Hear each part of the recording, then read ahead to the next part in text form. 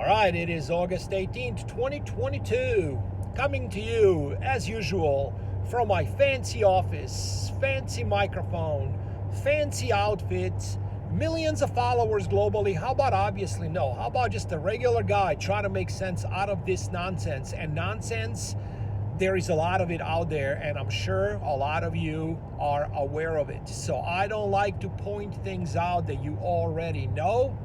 And if you do know some things, I like to say it in the way that I add my own flair, is why I enjoy doing these videos.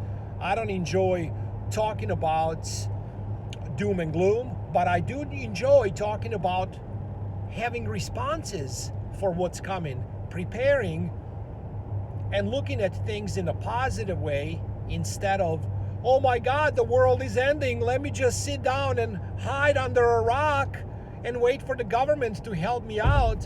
How about we take care of ourselves and our families, our neighbors, help each other out in so many ways by producing things, being as self-sufficient as possible.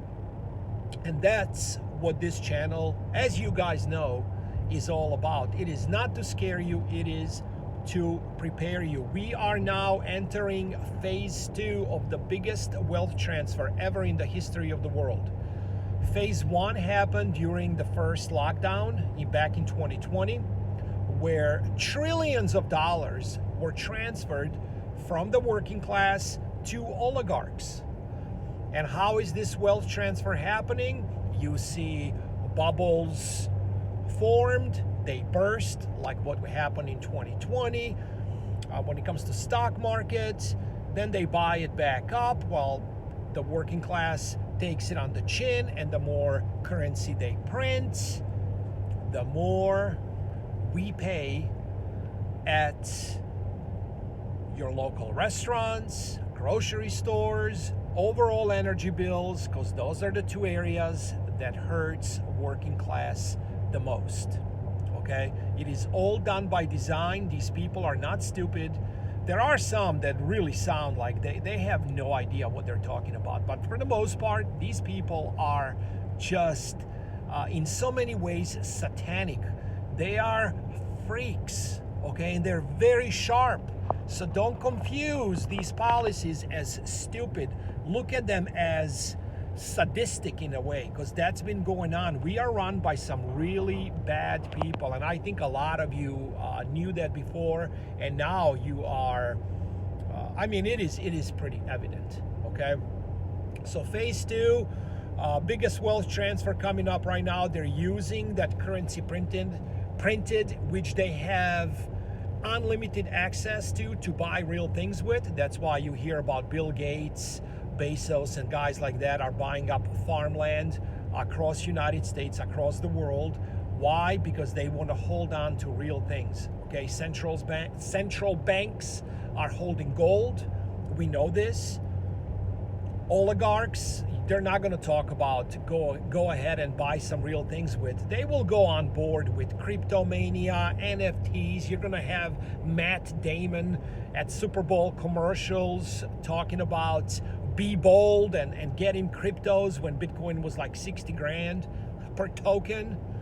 I mean, that's what it's all about, okay? And right now, I believe soon, because Fed's funds rate is right at the level right now. We are approaching at the level where it was back in 2018.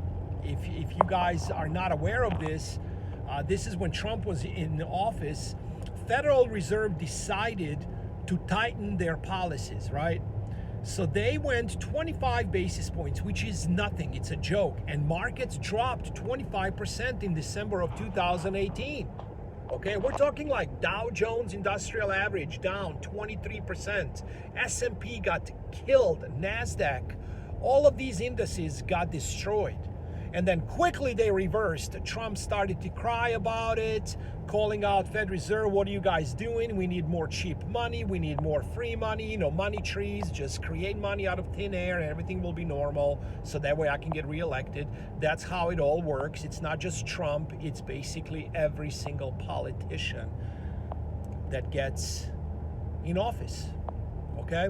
So right now that federal funds rate is right around that level. So I think they might hike one more time in September.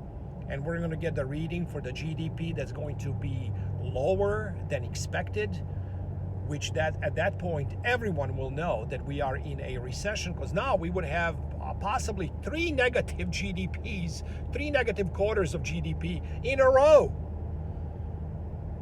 And this is where the Fed will come in with more quantitative easing, meaning counterfeiting currency, print to infinity and beyond. They will buy up real things with that currency printed, give the working class 1%, they take 99%, and the dollar will completely implode. If they do not reverse policy, if they don't start cutting rates, because if they can get up to 275, maybe 3% Fed funds rate, if they continue on, we're looking at the greatest depression because of the amount of debt. It is impossible for them to stay solvent as governments, to pay on all this debt percentage, let's say 4% or 5%. We're looking at billions of dollars per day, okay, per day. Are they going to take that route, or they're going to have me and you pay for it? You think about that before you answer that question quickly, as now everybody's saying, no, they're not going to reverse. They're just going to keep tightening. First off, they're really not tightening much at all, okay?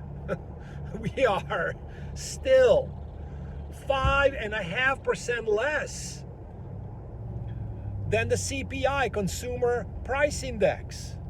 We're nowhere close to 8.5%.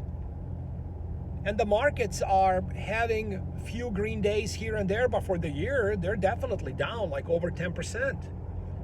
What's going to happen with this new rate hike, especially if they go 75 basis points? Like I said, I believe I could be wrong.